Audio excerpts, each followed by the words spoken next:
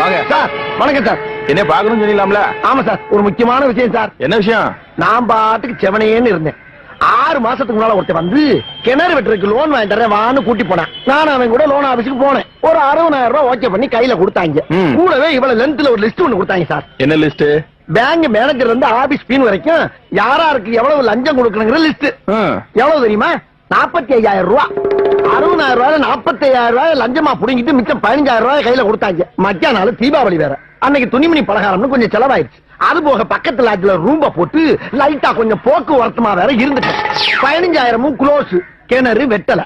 1 மாசம் கழிச்சு வெட்டின கிணற பார்வையறதுக்காக கவர்மெண்ட்ல இருந்து ஆபீசர் வர்றாருன்னு ஒரு போன் வந்துச்சு.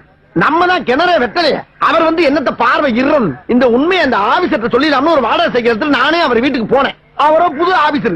தம்பி, நான் டெல்லி பெறப்பட்டேன், உன்கிட்ட பேசுறதுக்கு நேரம் கிடையாது, ஷார்ட்டா ஒரு ரூட்டை சொல்றேன் கேட்டுக்கேன்னாரு. என்ன சொன்னாரு?